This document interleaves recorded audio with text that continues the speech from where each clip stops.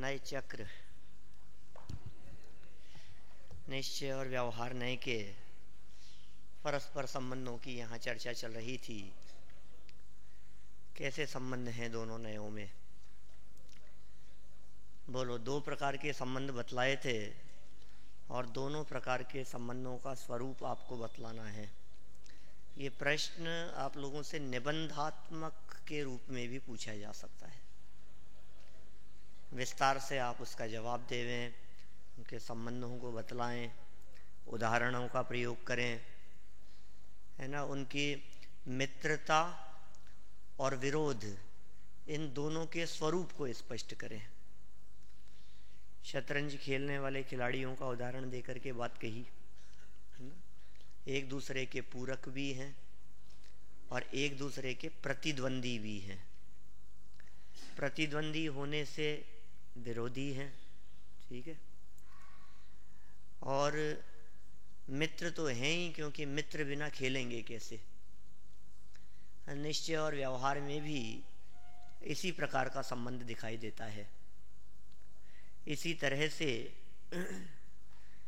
व्यवहार और निश्चय में निषेध्य निषेधक संबंध कहा। ये निषेध्य निषेधक संबंध को समझाने के लिए साबुन और कपड़े का उदाहरण दिया। कपड़े को साफ करने के लिए जिस तरह साबुन लगाया जाता है और लगा करके धो देने में ही उसकी सार्थकता है, ठीक उसी प्रकार व्यवहार नय का प्रयोग करके निश्चय के द्वारा उसका निषेध कर देने में ही उस व्यवहार की सार्थकता है। व्यवहार की सार्थकता निषेध में है। और एक बहुत सुंदर निष्कर्ष वाक्य दिया था, जिसको मैंने अंडरलाइन भी करवाया था और आपको याद करने की बात भी कही थी। कौन बताएगा वो वाक्य? बोलो शुभम।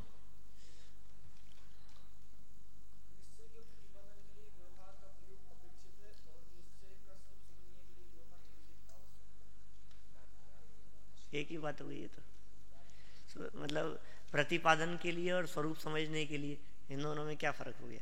प्राप्ति के लिए, है ना, उसका निषेध आवश्यक है। बैठो नीचे। और कौन बोलेगा अच्छे से? बोलो अच्युत कांत। निश्चय के प्रतिपादन के लिए व्यवहार का उद्देश्य अपेक्षणीय है तथा निश्चय की प्राप्ति के लिए व्यवहार का निषेध भी आवश्यक है। बहुत बढ़िया, बैठो नीचे। निश्चय के प्रतिपादन के लिए और निश्चय की प्राप्ति के लिए, ये दो बातें ध्यान रखनी है आपको। उसके प्रतिपादन के लिए व्यवहार की आवश्यकता है और उसकी प्राप्ति के लिए, निश्चय की प्राप्ति के लिए व्यवहार का निषेध आवश्यक है, अपेक्षित है।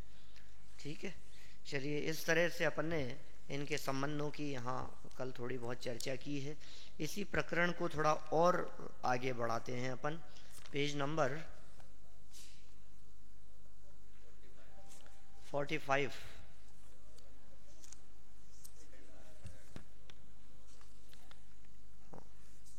Second last paragraph, 45 number page का सेकेंड लास्ट पैराग्राफ देखिए।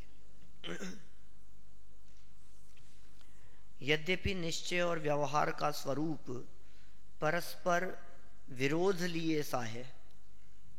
ये बात ठीक है, अपने को लगता है, ऐसा लगता ही था इनके स्वरूप को देखकर कि इनका स्वरूप आपस में विरोध लिए हुए है। लेकिन जो यहाँ एग्जाम्पल प्रस्तुत किए गए उनको देख करके ऐसा लगता है कि वास्तव में विरोध नहीं है। लगता है विरोध, और जो भी विरोध है वो स्वरूपगत है। स्वरूप है भाई। स्वरूप में विरोध होते हुए भी साथ में रहने में विरोध नहीं हो। ऐसा हो सकता है एक ही छत के नीचे रहने वाले, एक ही थाली में बैठकर भोजन करने वाले दो भाई, एक आस्तिक हो एक नास्तिक हो? नहीं हो सकता।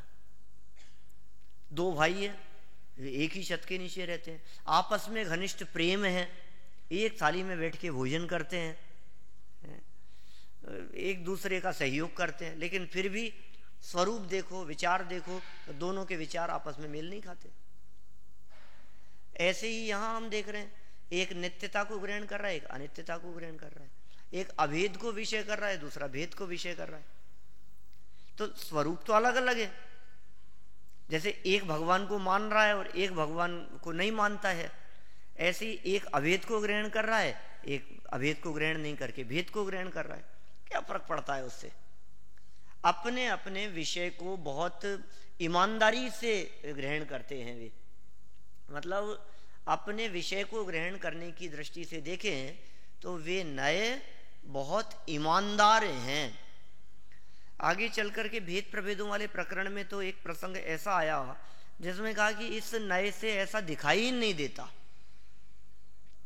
साक्षात शुद्ध निश्चय नए से वे रागादि भाव किसके हैं ये हमें दिखते ही नहीं, ऐसा कहा। तो हम कैसे जवाब दें? माने उस नए की दृष्टि में वो चीज आएगी ही नहीं। सबका अपना अपना दृष्टिकोण है, जितना उसका दायरा है उतनी ही चीज उसको दिखाई देती है, दूसरी बात दिखती नहीं। यहां इन्होंने क्या कहा, विरोध का जो स्वरूप है वो हमारे को बिल्कुल दिखाई देता है। इन दोनों में परस्पर विरोध सा दिखता है, तथापि फिर भी दोनों का प्रयोजन एक है। विरोध दिखते हुए भी प्रयोजन एक है। जैसे कल दो भाइयों की चर्चा की थी ना अपन ने, उन दोनों के स्वरूप में, उन दोनों के कार्य में विरोध दिखने पर भी उन दोनों का प्रयोजन बिजनेस है, दोनों का प्रयोजन प्रॉफिट कमाना है, प्रयोजन एक है। काम दोनों के अलग अलग दिखाई दे रहे हैं। एक उधार दे रहा है, एक वसूली कर रहा है, एक माल बेच रहा है, एक खरीद करके ला रहा है, विरोध दिखाई दे रहा है। स्वरूप में विरोध होते हुए भी दोनों से पूछो कि तुम क्या कर रहे हो, तो वो ये नहीं कहेगा कि मैं माल खरीद रहा हूं, वो ये नहीं कहेगा कि मैं माल बेचता हूं। दोनों एक ही बात कहेंगे कि हम बिजनेस करते हैं, प्रयोजन बिजनेस है। ऐसे ही व्यवहार और निश्चय, इन दोनों का प्रयोजन क्या है? आत्मा का अनुभव। कुल मिलाकर के एक ही प्रयोजन है। व्यवहार ने क्या करता है, वहां तक पहुंचाने का काम करता है। भेद करके भी समझाता तो अभेद को ही है। कल की थी ना अपन ने बात, याद रहे अपने दिमाग में ये पॉइंट छोटे छोटे से। यद्यपि व्यवहार ने भेद करके समझाता है, लेकिन भेद करके समझाने का प्रयोजन भेदों में उलझाने का नहीं है, अपितु भेद करके भी अभेद वस्तु तक ले जाने का प्रयोजन है। ठीक है। और निश्चय ने तो अभेद अखंड की बात करता ही है। इस प्रकार दोनों ही नयों का प्रयोजन अभेद अखंड आत्मा तक पहुंचाना ही है। ठीक है, समझ में आ रही है बात? कठिन तो नहीं है। तो प्रयोजन बस ध्यान रखना है अपने को। जैसे व्यापार का प्रयोजन बतलाया, सब जगह पर लागू कर सकते हैं इस तरह की बात। जैसे शतरंज के खेल में देख लो आप, प्रयोजन क्या है? प्रयोजन तो खेलना है, दोनों का प्रयोजन है। वो उसको हराना चाहता है, वो उसको हराना चाहता है, क्या फर्क पड़ गया? दोनों एक दूसरे को हराना चाहते हुए भी हराना प्रयोजन नहीं है, आनंद मनाना प्रयोजन है, खुश होना प्रयोजन है। ठीक है ना? खेलना प्रयोजन है, खेल में मजा आना प्रयोजन है। दोनों का प्रयोजन यही है। ऐसे ही दोनों का प्रयोजन व्यापार करना है, और इन दोनों का प्रयोजन आत्मानुभव है, निश्चय हो चाहे व्यवहार हो। देखिए, यद्यपि निश्चय और व्यवहार का स्वरूप परस्पर विरोध लिए सा है, तथापि निश्चय रूप अभेद को भेद करके तथा असंयोगी को संयोग द्वारा प्रतिपादन करने वाला व्यवहार जगत को निश्चय का विरोधी सा नहीं लगता।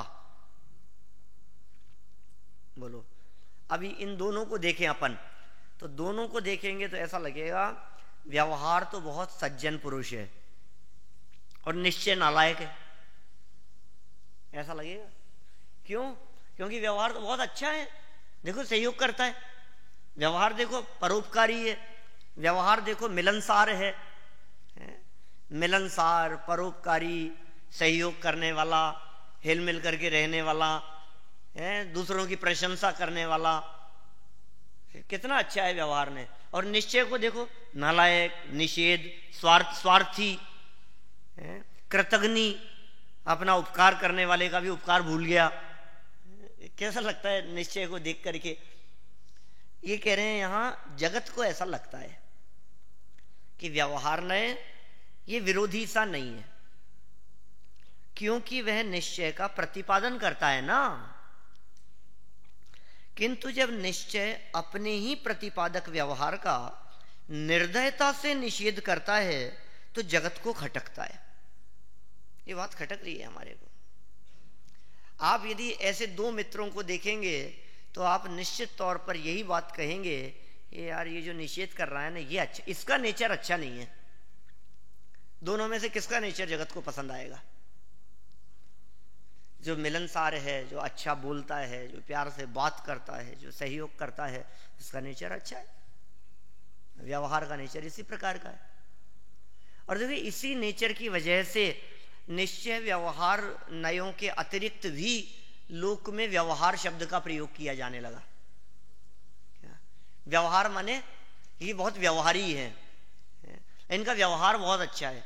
इसका मतलब अब निश्चय व्यवहार तो समझते ही नहीं है, लेकिन उस व्यवहार शब्द का प्रयोग किस लिए? मिलनसार हैं, अच्छे हैं, ऐसी बात यहां कह रहे हैं। पेज नंबर 45 पर नीचे से 5वीं-6ठी लाइन है ना, देखिए। क्योंकि व्यवहार का निश्चय प्रतिपादकत्व और अभूतार्थत्व ये दोनों एक साथ जगत के गले आसानी से नहीं उतरते। जब व्यवहार निश्चय अर्थात भूतार्थ का प्रतिपादक है तो फिर स्वयं अभूतार्थ कैसे हो सकता है? मन में ऐसी जिज्ञासा होती है कि यार वो भूतार्थ का प्रतिपादन कर रहा है, इसको अभूतार्थ कह रहे हो। जो सच्चाई का साथ दे रहा है वो झूठा कैसे हो सकता है? पॉइंट समझ में आ रहा है? जो सच्चाई का साथ दे रहा है वो तो सच्चाई होगा ना। तो जो भूतार्थ का प्रतिपादन कर रहा है वो खुद अभूतार्थ है, ऐसा कैसे मान लें हम? यदि स्वयं अभूतार्थ है तो वह भूतार्थ का प्रतिपादन कैसे कर सकता है? अर्थात अभूतार्थ व्यवहार द्वारा प्रतिपादित निश्चय वो भूतार्थ कैसे हो सकता है? दूसरे, जब व्यवहार नय निश्चय का प्रतिपादन करता है तो फिर निश्चय उसका निषेध क्यों करता है? इसने तो प्रतिपादन किया, वो निषेध क्यों करता है? अपने प्रतिपादक का निषेध करना कहां तक उचित है? निश्चय के प्रतिपादन के लिए पहले व्यवहार को स्थापित करें और अपना काम हो जाने पर उसे असत्यार्थ कहकर निषेध कर दें, ये कुछ ठीक नहीं लगता। कल हमने इस तरह का बतलाया था ना आपको, एग्जाम्पल देकर के, अपना काम हो जाने पर निषेध कर दें। उन लोगों की तरह कारीगरों से काम करा लिया है, किला बनवा लिया बहुत सुंदर, और फिर उन कारीगरों के हाथ काट दिए। क्या ऐसा ही है ना? ये अपना काम हो गया तब तक तो ठीक है, और जब काम हो गया उसके बाद में लोग नहीं करते। किसान लोग या समझ लो दूध वाले, गायें जब तक उनको दूध दे रही है तब तक तो ठीक है, और जब दूध देना बंद कर दिया, अब किसी काम की नहीं रही, तो उनको कसाई के बेच दिया। क्या करें उसका? कौन खिलाएगा पिलाएगा उसको? एक तो दूध नहीं दे रही है। तो ऐसे नहीं है वो। अपने को कितना गलत लगती है ना ये बात कि यार जीवन भर जिसने साथ दिया, समझ लो आप घोड़ा है, बैल है, ये सब जानवरों की यही स्थिति है। जब तक उनसे काम निकलता है, जब तक वे बोझा ढोते हैं, तब तक वे चल सकते हैं, फिर सकते हैं, स्वस्थ हैं, हमारे काम के लिए हैं, उपयोगी हैं, तब तक लोग उनसे अपना काम निकालते हैं। जब काम पूरा हो जाता है, अब काम करने की सामर्थ्य नहीं रही उनमें, तो निकाल देते। आजकल तो मनुष्यों में ऐसा होने लग गया। माँ बाप जब तक अपने लिए हितकारी हैं, सहयोगी हैं, तब तक तो ठीक है, और जब हमारे काम के नहीं रहे, अब किसी योग्य नहीं रहे, तो निकाल दो उनको घर से बाहर, भेज दो उनको वृद्धाश्रमों में, मार दो। क्या क्या होता है दुनिया में। अपने को ऐसे लोग अच्छे नहीं लगते। तो ये व्यवहार नहीं तुम्हारे को क्यों पसंद आ रहा है? समझ में नहीं आ रही बात। नहीं, निश्चय के इतने गीत गाते हैं सारे जगत में, ये निश्चय अच्छा क्यों है? उस व्यवहार का निषेध करता है। अपना काम हो जाने पर देखो कैसे वाक्यों का प्रयोग किया। तीसरी लाइन देखिए 46 पेज की। निश्चय के प्रतिपादन के लिए पहले व्यवहार को स्थापित करें और अपना काम हो जाने पर उसे असत्यार्थ कहकर निषेध कर दें। ये कुछ ठीक नहीं लगता। यदि वह असत्यार्थ है तो उसकी स्थापना क्यों, और यदि सत्यार्थ है तो फिर उसका निषेध क्यों? ये कुछ प्रश्न हैं, शंकाएं हैं जिनका उत्तर जगत चाहता है। ये कुछ प्रश्न और शंकाएं हैं जिनका उत्तर, जिनका जवाब हमारे शास्त्रीय विद्वान चाहते हैं। मुझे लगता है ना यार, आखिर इनके पीछे कारण क्या हो सकता है?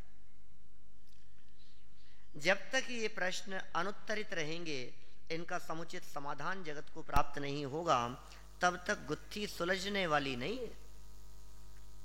इन प्रश्नों के समुचित उत्तर का अभाव भी निश्चय व्यवहार संबंधी वर्तमान द्वंद्व का एक कारण है। ये द्वंद्व जगत में इसीलिए दिखाई देता है हमारे को, क्योंकि इनमें ऐसी स्थिति है, इनके स्वरूप ही इसी प्रकार का है। वो प्रतिपादन करे, वो निषेध करे। मतलब एक तरफ व्यवहार ने कहेगा कि पूजन करो, भक्ति करो, इसमें धर्म होता है, निश्चय ने कहेगा कि इनमें धर्म नहीं है। अब क्या करें बोलो? समाज तो उलझती है, वो ये कहती है कि अरे यार ये अच्छा लफड़ा है निश्चय व्यवहार का, मतलब ये तो पूजा करने का ही निषेध कर रहा है, ये तो भक्ति करने का ही निषेध कर रहा है, ये तो कह रहे स्वाध्याय में धर्म नहीं है। अब उनके वास्तविक स्वरूप को तो समझा नहीं, और उनको धर्म अधर्म का आश्रय लेकर के दोनों में झगड़ा हो। दोनों में झगड़ा क्या, जो निश्चय की बात करे और जो व्यवहार की बात करे, उन दोनों में आपस में झगड़ा दिखाई देता है। इस बात को कोई समझना ही नहीं चाहता है कि निश्चय और व्यवहार दो अलग अलग व्यक्तियों के जीवन में नहीं है, अपितु एक ही सम्यक ज्ञानी के जीवन में दोनों नए होते हैं। मतलब वो निश्चय वाले ये कहते हैं ये तो व्यवहार वालों की बात है, व्यवहार वाले ये कहते हैं ज्यादा निश्चय की बात मत करो। अरे भैया, दोनों ने एक ही के हैं, दोनों ने एक ही के जीवन में होने चाहिए, दोनों बातें युगपत होनी चाहिए, एक साथ स्वीकार करने योग्य है। लेकिन निश्चय के स्वीकार करने की पद्धति अलग प्रकार की है और व्यवहार के ग्रहण करने की पद्धति अलग प्रकार की है। निश्चय नय की बातों को सत्यार्थ जानकर उनका श्रद्धान करना, और व्यवहार नय की बातों को ग्रहण करके वो सत्यार्थ ऐसे है नहीं, अपितु उपचार से ऐसे कहें, ऐसा जानकर व्यवहार नय का ग्रहण करना। जैसे टोडरमल जी ने कला सिखाई दी थी हमारे को पहले। देखिए, ये द्वंद्व का एक कारण है। वर्तमान में जो द्वंद्व दिखाई देता है इसके पीछे, उसका एक कारण है। इसलिए यहां इस विषय को विस्तार से उदाहरण सहित उदाहरण स्पष्ट करने का प्रयास किया जाना अपेक्षित है। बहुत सांगोपांग विवेचन किया है, इतना लंबा उदाहरण है, आपको ऐसे लगेगा कि यार ये क्या बादाम हो गया है। मतलब ये चर्चा बिल्कुल, जब मैंने शिविर में कई बार ऐसा प्रकरण चलाया तो आज तो बिल्कुल बादाम ही बादाम की चर्चा की आपने पूरी क्लास में। देखो, बादाम के पेड़ को भी बादाम कहते हैं, बादाम की मींगी भी बादाम कही जाती है, दो हो गई चीज, तथा छिलके सहित मींगी को भी बादाम कहा ही जाता है। तीन प्रकार के बादाम हो गए। कौन कौन से तीन प्रकार हुए भाई बादाम के? बोलो भाई। पेड़, मींगी और छिलके सहित, ठीक है ना। मतलब एक तो वो असली है जो बिना छिलके वाला है, और एक जो छिलके सहित है, ठीक है। और एक जो बादाम के पेड़ लगे हुए हैं, उनको देख करके कोई भी कहता है बादाम है, बादाम लगे हैं, बादाम के पेड़ हैं, ठीक है ना। देखो, इसमें जो बादाम हमारे लिए उपयोगी है वह तो वस्तुतः मींगी ही है। हमारी दृष्टि में तो वही महत्वपूर्ण है, असली बादाम, क्योंकि हमारा प्रयोजन तो उससे ही सदता है। बादाम का छिलका व बादाम का पेड़ हमारे लिए साक्षात किसी काम के नहीं। बादाम की मींगी प्रयोजनभूत होने से हमारे लिए भूतार्थ है, और छिलका और पेड़ अप्रयोजनभूत होने से, अर्थात साक्षात प्रयोजनभूत न होने से अभूतार्थ है। क्लियर है? इसमें तो कोई शंका नहीं है। उदाहरण की बात कही है, हमारे लिए बादाम कौन सा उपयोगी है? असली जो बादाम है वो उपयोगी है। मैं भी ज्यादा विस्तार इसका नहीं करना चाह रहा यहां, क्योंकि एक एक बात को विस्तार करके ये समझाया है। क्योंकि अधिक विस्तार में ये होगा कि फिर वो आगे के पॉइंट यहीं आ जाएंगे, है ना। देखो, उसी प्रकार सम्यक दर्शन ज्ञान चारित्र की प्राप्ति के लिए शुद्धात्मा का अनुभव करना हमारा मूल प्रयोजन है। अतः शुद्धात्मा हमारे लिए प्रयोजनभूत हुआ। इसीलिए शुद्धात्मा को विषय करने वाला निश्चय नय भूतार्थ है। संयोग व संयोगी भावादिक के अनुभव से सम्यक दर्शनादिक की प्राप्ति का प्रयोजन सिद्ध न होने से वे अप्रयोजन भूत ठहरे। इसी कारण उसे विषय बनाने वाला व्यवहार ने भी अभूतार्थ कहा जाता है। भाई असली बादाम जो खाने योग्य था वो प्रयोजन भूत, और जिनसे हमारा डायरेक्ट प्रयोजन नहीं सिद्ध हो रहा था वे अप्रयोजन भूत, छिलके सहित वाला भी और पेड़ भी। उसी तरह से शुद्धात्मा का अनुभव ये मूल प्रयोजन है। अब जिससे उसकी प्राप्ति होवे वो भूतार्थ सम्यक दर्शन ज्ञान चारित्र, और जिससे उसकी प्राप्ति न होवे वे व्रत, उपवास, भक्ति, पूजन, स्वाध्याय, नाच गान, सांस्कृतिक कार्यक्रम, ये सब क्या होंगे? ये अभूतार्थ है। क्यों? क्योंकि डायरेक्ट प्रयोजन की सिद्धि नहीं होती उनमें भी। यद्यपि हम जो सांस्कृतिक कार्यक्रम यहाँ करते कराते हैं उन कार्यक्रमों में बात तो प्रयोजन भूत करते हैं, लेकिन डायरेक्ट तो नहीं है। आखिर घुमा फिरा करके हंसी मजाक भी होगी, कुछ और भी होगा, है आकर्षक ढंग से प्रस्तुतिकरण होगा उसका, है लोग हंसे भी, तालियां भी बजाएं, कितनी बातें होगी उसमें, और फिर थोड़ी बहुत कुछ प्रयोजनभूत बात भी होगी।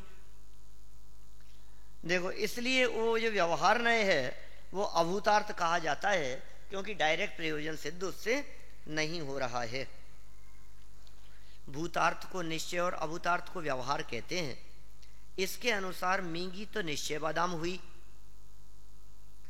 तथा छिलका और पेड़ व्यवहार बादाम कहलाए।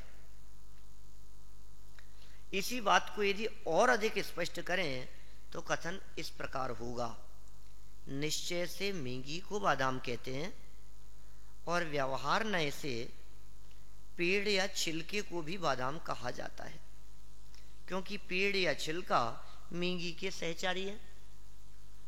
सहयोगी होने से उनको व्यवहार से कहा जाता है बादाम। यदि उनका मींगी से किसी भी प्रकार का संबंध न हो तो फिर वे व्यवहार से भी बादाम नहीं कहे जा सकते। बोलो, क्या कोई आम के पेड़ और छिलकों को भी बादाम कहते देखा जाता है? होता है क्या कभी ऐसा कि आम के पेड़ को देख करके कोई कहे कि बादाम है? कोई व्यक्ति चोरी कर रहा हो वो कहे धर्म है, किसको कौन धर्म कहेगा? हाँ, लेकिन पूजन कर रहा है तो उसको धर्म कह देते हैं, धर्मात्मा कह देते हैं। क्यों? क्योंकि निश्चय का सहचारी दिखाई देता है, उसमें निश्चय लपेटा हुआ है। इसलिए समझ में आ रही है बात? उसमें त्रिकाली ध्रुव आत्मा भी कहीं ना कहीं आ गया है, वो चर्चा भी उसके अंदर आ गई है। भले मुख्य रूप से नहीं हो, ज्यादा हाईलाइट नहीं हो, गौण रूप से ही सही, लेकिन उसमें जो थोड़ी बहुत चर्चाएं आ गई है ना, भगवान की, वीतरागता की, ये चर्चाएं भी, फिर से भक्ति भी उसके अंदर मिली हुई होंगी। तो इस मिलावट की वजह से हम उसे धर्म कह देते हैं उपचार से। लेकिन जहां थोड़ा बहुत भी आत्मा की बात नहीं हो, भगवान की बात नहीं हो, वीतरागता की बात नहीं हो, ऐसे फिल्मी गाने को कोई व्यक्ति कहेगा भक्ति कर रहे हैं? क्यों? उसमें गुंजाइश ही नहीं। देखो आप, यदि उनका मिंगी से किसी भी प्रकार का संबंध न हो तो फिर वे व्यवहार से भी बादाम नहीं कहे जा सकते थे। क्या कोई आम के पेड़ और छिलकों को भी बादाम कहते देखा जाता है? नहीं देखा जाता। इसी प्रकार निश्चय नय के विषयभूत शुद्धात्मा को निश्चय जीव और व्यवहार नय के विषयभूत शरीर आदि के संयोग में रहने वाले जीव मनुष्य आदि को व्यवहार जीव कहा जाता है। यदि आत्मा का शरीर आदि से संयोग आदि संबंध भी ना हो तो उन्हें कोई व्यवहार से भी जीव नहीं कहेगा। क्या कोई मिट्टी की मूर्ति को भी जीव कहते देखा जाता है? नहीं कहते। तो फिर शरीर वाले को जीव क्यों कह रहे हो? क्योंकि जीव है वहां। देखो, भूतम अर्थम प्रद्योत्यति इति भूतार्थ है और अभूतम अर्थम प्रद्योत्यति इति अभूतार्थ। भूत अर्थात प्रयोजन भूत ये बहुत सुंदर अर्थ किया है यहाँ प्रयोजन भूत का। कभी कभी छोटे प्रश्न के रूप में पूछ लिया जाता है, भूतार्थ का अर्थ बतलाइए, भूतार्थ का स्वरूप स्पष्ट कीजिए, भूतार्थ से आप क्या समझते हैं, भूतार्थ और अभूतार्थ कह करके आचार्य क्या कहना चाहते हैं, कुछ भी भाषा हो सकती है। बहुत सुंदर संधि विच्छेद करके उसका अर्थ किया, याद ही हो जाना चाहिए, सेट हो जाना चाहिए अपने दिमाग में। भूत अर्थात प्रयोजन भूत अर्थ को बतावे वह भूतार्थ, और अभूत अर्थात अप्रयोजन भूत अर्थ को बतावे वह अभूतार्थ। क्या मतलब यार, समझ में नहीं आया।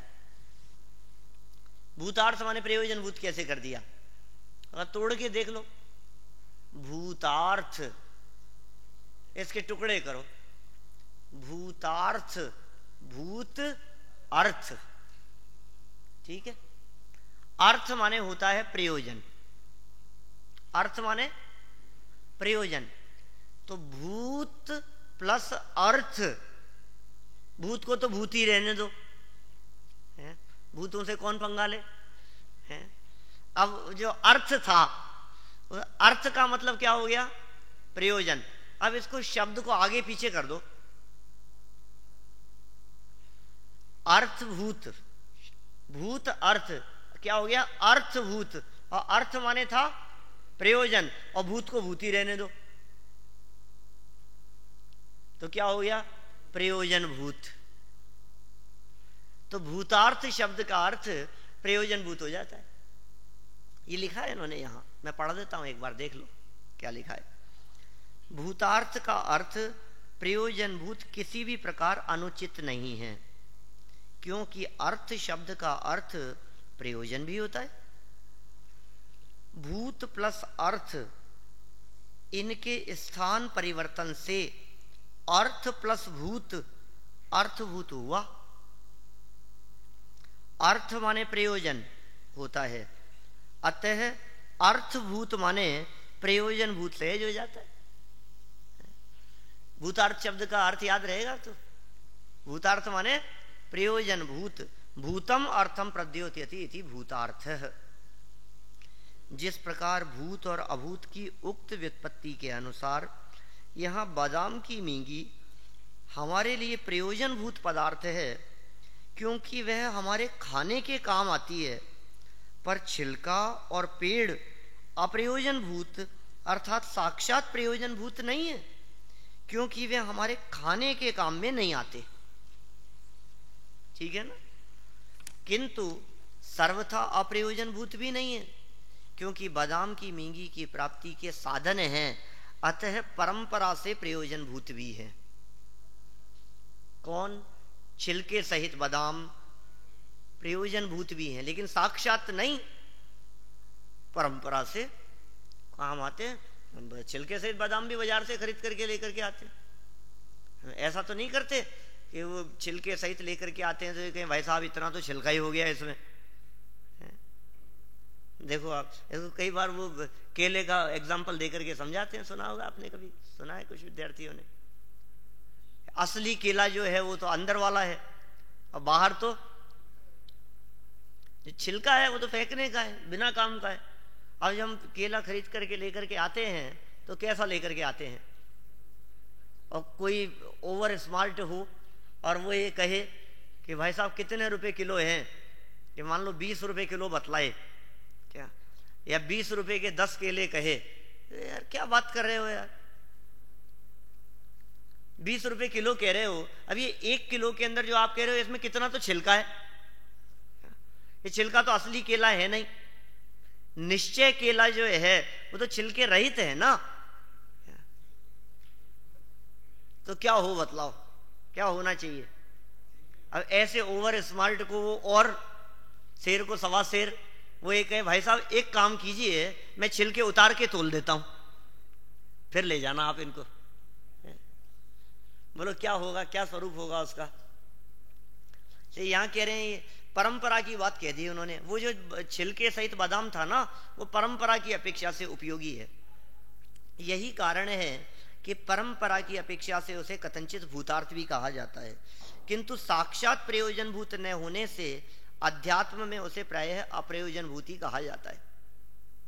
उसी प्रकार यद्यपि शुद्धात्मा हमारे लिए पूर्णतः प्रयोजनभूत है, त्रिकाली ध्रुव आत्मा ही हमारे लिए प्रयोजनभूत है, वही अनुभव करने योग्य है, और अशुद्ध आत्मा या संयोगी आत्मा अप्रयोजनभूत है, तथापि संसारी जीव की पहचान का प्रयोजन सिद्ध करने के कारण अशुद्ध आत्मा या संयोगी आत्मा भी कथनचित प्रयोजनभूत है।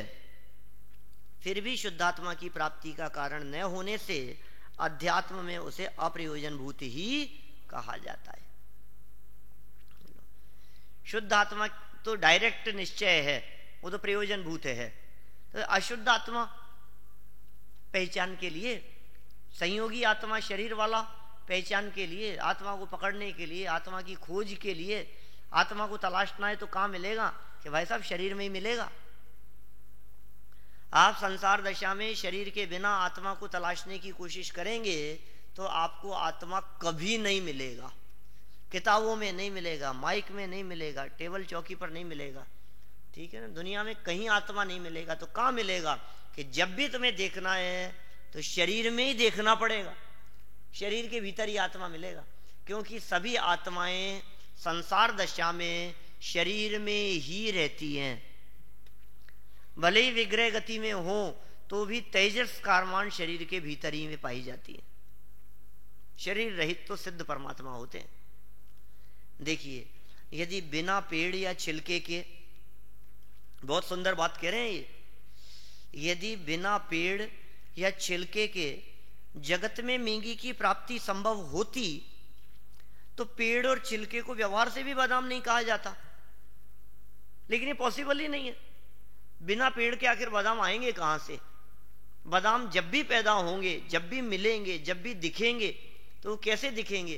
कि छिलके सहित ही होंगे। हाँ, बाद में छिलका उतार दिया जाएगा और फिर बिना छिलके के भी आप उन्हें देख सकते हैं। यदि बिना पेड़ या छिलके के जगत में मेंगी की प्राप्ति संभव होती तो पेड़ और छिलके को व्यवहार से भी बादाम नहीं कहा जाता। पेड़ और छिलके को व्यवहार से बादाम कहे जाने के कारण, अब इनको व्यवहार से बादाम कहा, यदि वैद्य जी के यह बताए जाने पर कि ताकत के लिए बादाम का हलवा खाना चाहिए, कोई छिलके या पेड़ का हलवा खाने की बात सोचे तो मूर्ख ही माना जाएगा। जगत में ऐसी मूर्खता कोई ना करे, इसलिए व्यवहार के कथन के प्रति सावधान करना भी आवश्यक है, उसका निषेध करना भी आवश्यक है। बोलो, अब 3 प्रकार के बादाम कह दिए थे पहले। एक पेड़ को बादाम कहा था, छिलके सहित वाले को बादाम कहा था, और एक मेंगी को बादाम कहा था।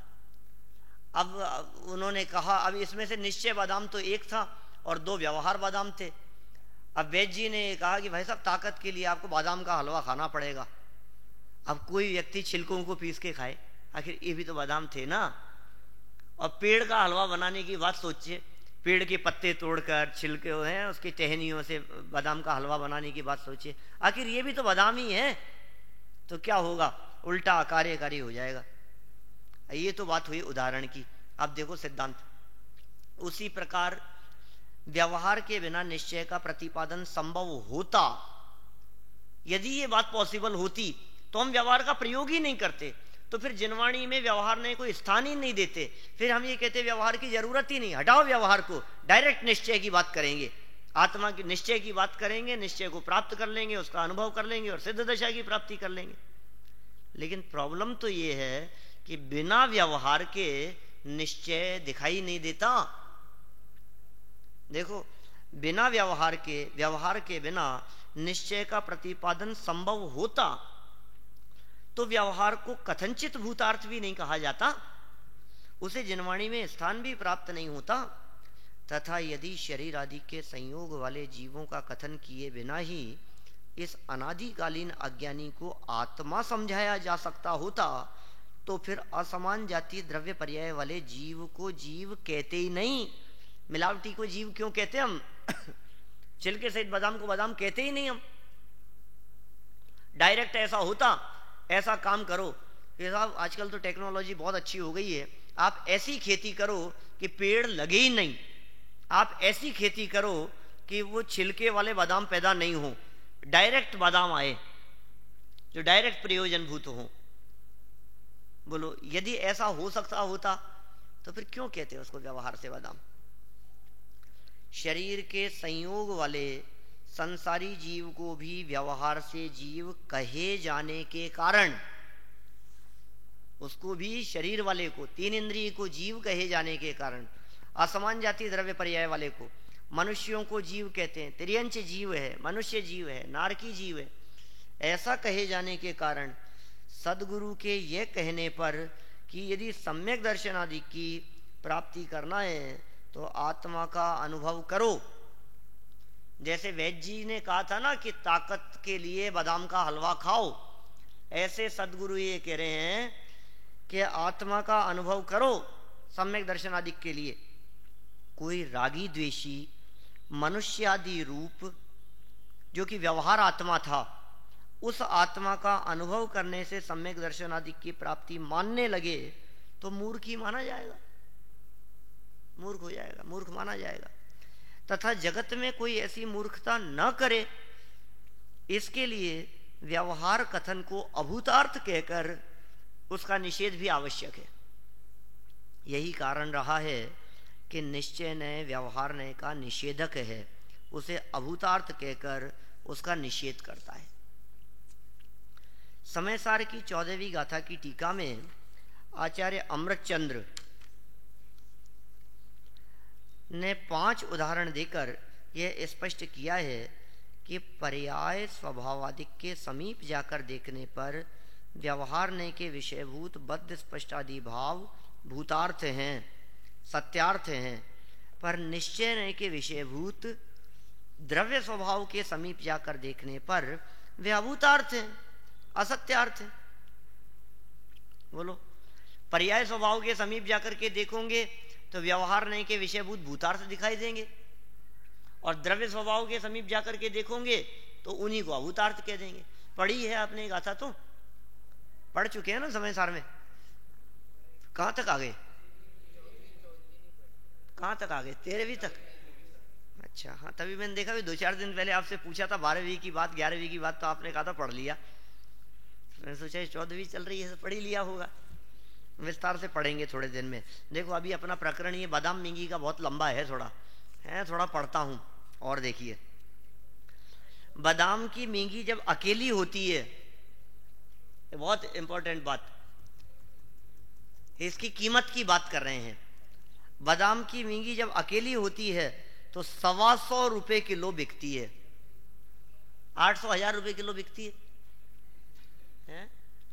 ये 125, अभी जब ये दोबारा छपा ना, जब मैंने पूरा इसको पढ़ा, देखा, सबको वापस कंप्यूटराइज्ड किया इसको सबको, तो बीच में इस तरह की बात उठी, पहले भी इस तरह की बात उठी थी कि ये समय बहुत बदल गया है, इसको ये सब थोड़ा बहुत इसको क्या करें, बदल देना चाहिए, अपडेट कर देना चाहिए इन सब चीज़ों को।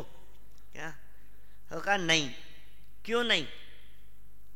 क्योंकि इन बातों को देख करके बिल्कुल ऐसा प्रतीत होता है, जब कभी रिसर्च की जाएगी ना 100 साल बाद में, 50 साल बाद में, तो ये सब रिसर्च के विषय होते हैं कि जिस समय परम भाव प्रकाशक नए चक्र लिखा गया था, उस समय ये जो बादाम थे ये 125 रुपए किलो बिकते थे।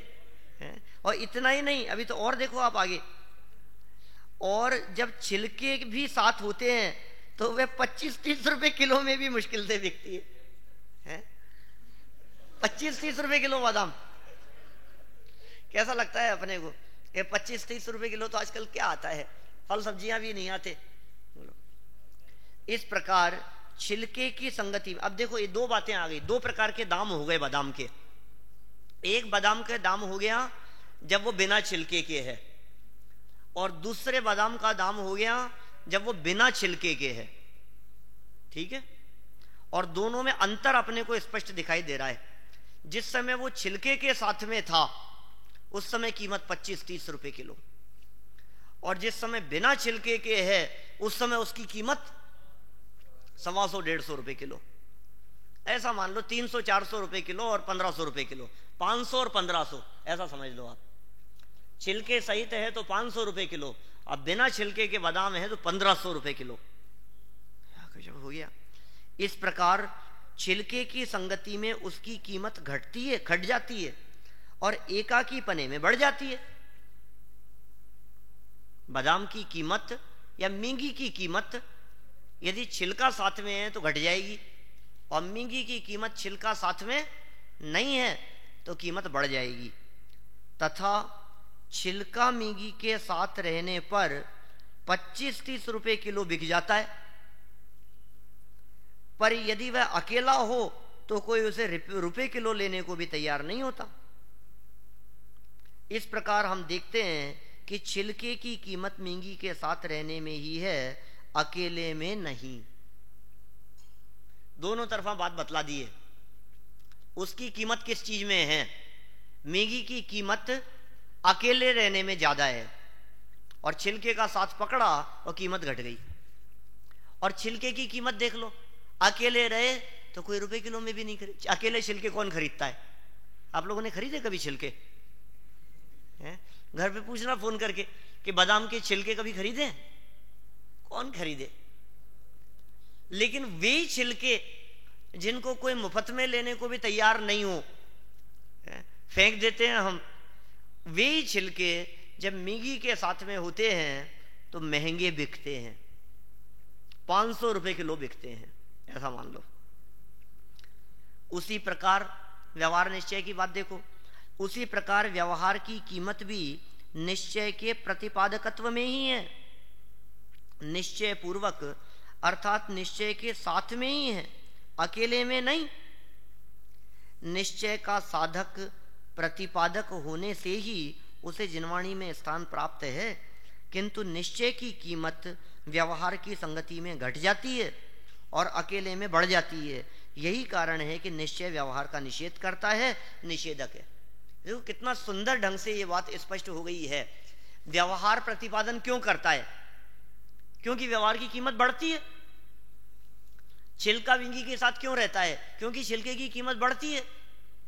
अब मींगी जो निश्चय थी वो छिलके का निषेध क्यों करती है? क्योंकि उसकी कीमत छिलके के साथ में घटती है। निश्चय निषेध क्यों करता है? कि कीमत घटती है। निश्चय का निषेधक स्वभाव और व्यवहार का प्रतिपादक स्वभाव, ये दोनों ही बिल्कुल प्रैक्टिकल हैं। पूरी दुनिया में ये बात बहुत देखी जाती है और आप बिल्कुल प्रैक्टिकल अनुभव करते हैं। आप किसके साथ खड़े रह करके फोटो खिंचाना पसंद करते हैं? बोलो। विदाई समारोह आएगा 2 महीने बाद, 3 महीने बाद, दादा बैठेंगे बीच में और फिर सब दादा के साथ में फोटो, और फिर कौन सी फोटो लगाएंगे आप अपने उस पे फेसबुक पे? हैं? बोलो कौन सी फोटो खींच करके उसको व्हाट्सएप पे फॉरवर्ड करेंगे दादा के साथ? क्यों? क्योंकि वो प्रदर्शित करके आप अपनी कीमत बढ़ाना चाहते हैं। अरे भाई साहब, हम भी उनके शिष्य हैं। बोलो कैसा लगता है? हमें ऐसे लगता है कि मानो वे हमारे साथ हैं, इसका मतलब हम उनके साथ रहना चाहते हैं। अच्छा, उनकी कीमत आपके साथ रहने से? अरे यार, क्या किसको लेकर के घूमते रहते हो आप भी? लोग क्या कहेंगे? माने उनकी कीमत घटती है, दोनों साथ में है। छिलके सहित बादाम है, ये दोनों साथ में है। उसी समय, जिस समय वो साथ में है, एक की कीमत बढ़ रही है और एक की कीमत घट रही है। जिसकी कीमत बढ़ रही है वो साथ देना चाहता है, और जिसकी कीमत घट रही है वो निषेध करना चाहता है। कितना प्रैक्टिकल है, देख लो आप। व्यवहार निश्चय में ऐसा ही है। व्यवहार ने प्रतिपादन किया, निश्चय ने निषेध करता है। क्यों? कि व्यवहार जब प्रतिपादन करता है तो उसकी वैल्यू बढ़ती है, और निश्चय यदि उसके साथ रहता है उसकी कीमत घटती है। इसलिए निश्चय निषेध कर देता है, निश्चय निषेधक है। देखिए आप, ये हो गया ना ये पैराग्राफ। आगे बढ़ते हैं अपन। बढ़े क्या? प्रसंग तो लंबा चलेगा। क्या करें?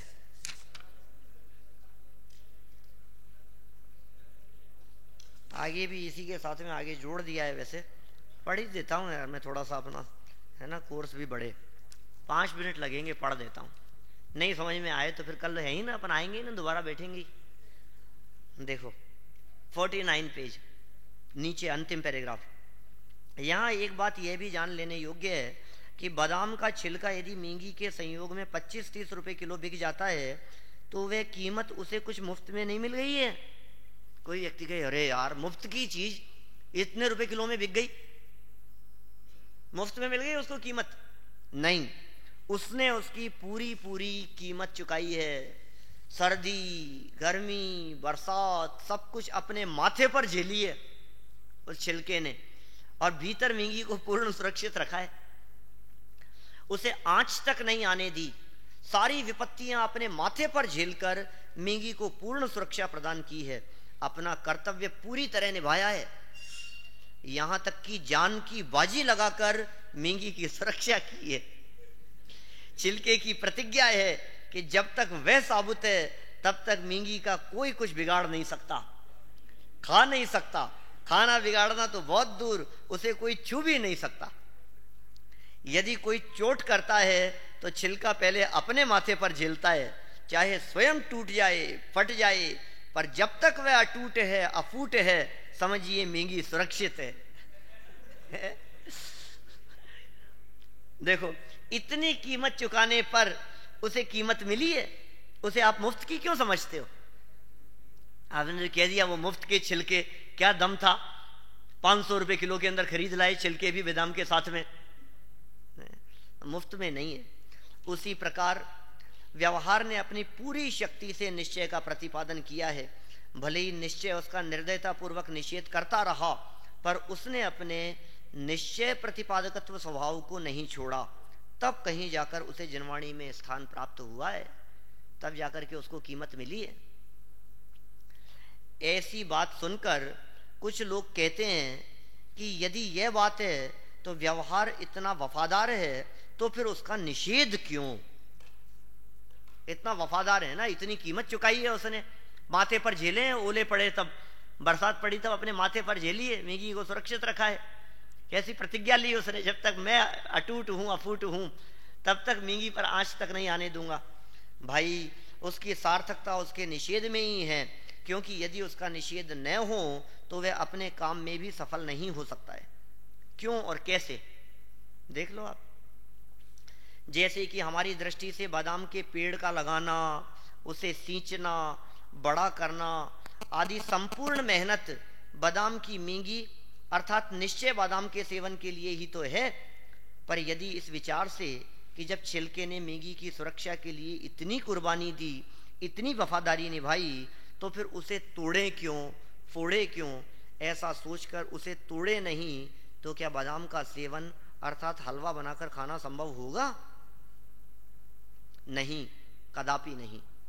तो फिर जो कुछ भी हो, संपूर्ण मेहनत की सार्थकता इसमें ही है कि परिपक्व अवस्था में पहुंच जाने पर छिलके को तोड़ दिया जाए, फोड़ दिया जाए, तभी जाकर बादाम का हलवा खाया जा सकता है। हाँ, यह बात अवश्य है कि उसे पूर्णतः पक जाने पर ही फोड़ा जाए। यदि कच्ची या अध पकी फोड़ दी तो वह लाभ प्राप्त नहीं होगा जो हम चाहते हैं। यह भी हो सकता है कि लाभ के स्थान पर हानि भी हो जाए। इसी प्रकार जिनवाणी और उसमें बताए मार्ग पर चलकर सुख शांति प्राप्त करने की उद्देश्य की प्राप्ति के लिए यह आवश्यक है कि बादाम के छिलके को तोड़ने के समान व्यवहार का भी निषेध करें, अन्यथा व्यवहार द्वारा प्रतिपादित निश्चय के विषयभूत अर्थ की प्राप्ति नहीं हो सकेगी, अर्थात आत्मा का अनुभव नहीं हो सकेगा और हम व्यवहार में ही अटक कर रह जाएंगे। यदि व्यवहार के उपकार याद करके हम उसका निषेध न कर पाए तो विकल्पों में ही उलझे रहेंगे, विकल्पातीत नहीं हो सकेंगे। हाँ, यह बात अवश्य है कि व्यवहार का निषेध व्यवहारातीत होने के लिए परिपक्व अवस्था में ही होगा, पहले नहीं। पहले मत छोड़ देना, परिपक्व अवस्था में ही उसका त्याग होगा। यदि पहले करने जाएंगे तो न इधर के रहेंगे न उधर के। परिपक्व अवस्था माने वृद्धावस्था नहीं, अपितु व्यवहार द्वारा परिपूर्ण प्रतिपादन होने के बाद निश्चय की प्राप्ति होना लेना चाहिए। इस परिपक्व अवस्था में त्याग करने के लिए नाव का उदाहरण देकर के इस बात को समझाया है। ये बादाम की चर्चा तो अपनी यहाँ पूर्ण हो गई। अभी निषेधक निषेध्य संबंधी जो और पॉइंट है उसकी चर्चा अपन कल और विस्तार से करेंगे। अभी की बात को विराम देते हैं। तो महावीर भगवान की